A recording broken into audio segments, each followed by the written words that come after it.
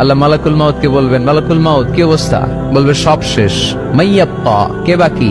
মালাকুল মাউত বলবে জিনেরা বাকি, যাদেরকে দেখা যায় না। আল্লাহ বলবেন জিনদেরকেও শেষ করে ফেলো, রুহু কবজ করো। মালাকুল মাউত আজরাইল জিনদের রুহু কবজ করবে। আল্লাহ এবার জিজ্ঞেস করবে, ইয়া মালাকাল মাউত আখবিরনি মাইয়াব্বা, এবার বলো আর কে বাকি? মালাকুল মাউত বলবে, আল্লাহ মানুষগুলো সব শেষ, জিনগুলাও শেষ, এবার বাকি ইবলিস শয়তান। কে বাকি? ইবলিসরেও শেষ করো, ইবলিসও শেষ। আল্লাহ আবার জিজ্ঞেস করবেন, ইয়া মালাকাল মাউতি মাইয়াব্বা, আর কে বেঁচে আছে বলো? মালাকুল মাউত বলবে, আল্লাহ আপনার কথা অনুযায়ী পৃথিবীর সব মানুষের রুহু কবজ করলাম, সব জিনদের রুহু কবজ করলাম, ইবলিসের রুহু কবজ করলাম, এখন আছে শুধু ফেরেশতা। আছে কারা? যাও ফেরেশতাদের রুহু কবজ করো। ফেরেশতাদের রুহু কবজ হয়ে যাবে। এবার আল্লাহ জিজ্ঞেস করবেন, ইয়া মালাকাল মাউত আখবিরনি মাইয়াব্বা। মালাকুল মাউত বলবে, আল্লাহ আপনার কথা মতো ধরে ধরে সব শেষ, ফেরেশতাও শেষ, 4 জন ছাড়া। কয়জন ছাড়া? জোরে বলেন, কয়জন ছাড়া? ইসরাফিল, জিব্রাইল, মিকাইল, আজরাইল। আল্লাহ এই 4 জন আমরা বাকি। আল্লাহ বলবে, যাও ইযহাব ইনতালিক ইলা জিবরিল ওয়াকবাদ রূহা, জিব্রাইলের রুহু কবজ করো। ইযহাব ইলা ইসরাফিল ওয়াকবাদ রূহা, ইসরাফিলের রুহু কবজ করো। ইযহাব ইলা মিকাইল ওয়াকবাদ রূহা, রুহু কবজ করো। ওই 3 ফেরেশতাও শেষ। এবার আল্লাহ তাআলা জিজ্ঞেস করবেন, ইয়া মালাকাল মাউত আখবিরনি মাইয়াব্বা, হে মালাকুল মাউত আর কে বাকি আছে বলো? মালাকুল মাউত বলবে, আল্লাহ আপনার কথা মতো মানুষগুলো শেষ, জিনগুলো শেষ, ইবলিস শেষ, আমার বাকি 3 ভাই ইসরাফিল, মিকাইল, জিব্রাইলও শেষ, শুধু আমি, শুধু আমি। আল্লাহ বলবেন, কেউ নাই? মালাকুল মাউত বলবে, না আল্লাহ কেউ নাই। এবার আল্লাহ তাআলা বলবেন, মালাকুল মাউত তুমি তো সবাই রে মারছো, এবার তুমি মরো, এবার তুমি মরো, তুমি মরো। শোনার সাথে সাথে মালাকুল মাউতের কাঁপুনি ছুটে যাবে, খিঁচুনি এসে যাবে ভয়ে। আল্লাহ বলবেন, কাঁপুনি দিয়ে তো লাভ নাই, কারণ কুল্লু নাফসিন যায়িকাতুল।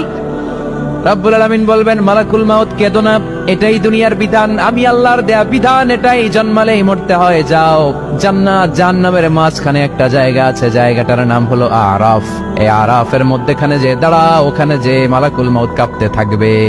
মালাকুল মাউত বলবে, আল্লাহ সৃষ্টির শুরুতে যদি জানতাম, সৃষ্টির শুরুতে যদি জানতাম সবাইকে মৃত্যুদান করার পরে, রুহু কবজ করার পরে আমাকেও মরতে হবে, তাহলে এই কঠিন দায়িত্বের ব্যাপারে আপনার কাছে ক্ষমা চাইতাম। আজকে আমারও যে ভাগ্য বরণ করে নিতে হবে সৃষ্টির শুরুতে, আমি এটা কল্পনাই করতে পারি নাই। আল্লাহ বলবেন, নো টক, মুত ইয়া মালাকাল মাউত, মর, মরে যা, মুত, মরে যাও। বলার সাথে সাথে মালাকুল মাউত এক বিকট চিৎকার হাঁকিয়ে মরে যাবে। মালাকুল মাউতের চিৎকারটা সেদিন এত ভয়ঙ্কর হবে, বিষ্ণু ইসা ইসলাম বলেন, ওই চিৎকারের আওয়াজ যদি পৃথিবীর মানুষেরা কান দিয়ে শুনতে পেত, তাহলে কিয়ামত সংগঠিত হওয়ার জন্য আলাদা করে ইসরাফিলের সিঙ্গার প্রয়োজন হতো না। ওই চিৎকারের আওয়াজে প্রতিটা মানুষ কানের পর্দা ফেটে ওই জায়গায় লাশ হয়ে পড়ে যেত। এবার ডানে বায়ে, সামনে পেছনে, উপরে নিচে কেউ নাই, একজন ছাড়া। জোরে বলতে হবে, তিনি কে? আল্লাহ তখন পৃথিবীকে একটা ডাক দিবেন, বলবেন, ইয়া দুনিয়া আইনা আনহারুকি, এই পৃথিবী তোর নদীগুলো কোথায়? ইয়া দুনিয়া আইনা আশজারুকি, এই পৃথিবী তোর গাছগুলো কোথায়? বটতলা। ইয়া দুনিয়া আইনাল জিবাল, তোর বড় বড় মাউন্ট এভারেস্ট পাহাড়, আলাস্কা পর্বতমালা, আলপস পর্বতমালা, এগুলো কোথায়? তুর পাহাড় আজকে কোথায়? ইয়া দুনিয়া আইনাল মুলুক, রাজা বাদশারা কোথায়, যারা ক্ষমতার দাপটে পা জমিনে ফেলতে চাইতো না? আইনাল জাবাবেরা, অত্যাচারী স্বৈর শাসকগুলো আজকে কোথায়? কোথায় আজকে? কোনো আওয়াজ নাই। আল্লাহ তখন হুঙ্কার দিয়ে বলবেন, লিমানিল মুলকুল ইয়াউম, who belongs the kingdom today. আল্লাহ চিৎকার দিয়ে বলবেন, আজকে ক্ষমতা কার? আওয়াজ করে বলেন, সেদিন ক্ষমতা কার?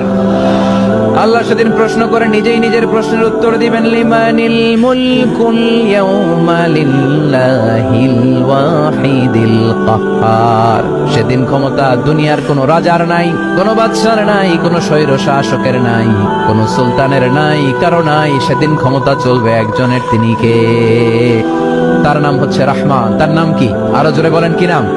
এজন্য রহমান কারে বলে আজকে চিনতে পারছেন? তার দয়ার শেষ আছে? তার ক্ষমতার কোনো কুল কিনারা আছে? তার ধন ভান্ডারে কোনো কমতি আছে? এজন্য লা বিশাইইন মিন নিআমিকা রাব্বানা নুকাযযিবু ফালাকাল হামদ, we don't deny any of your mercy and blessings, all praises to you।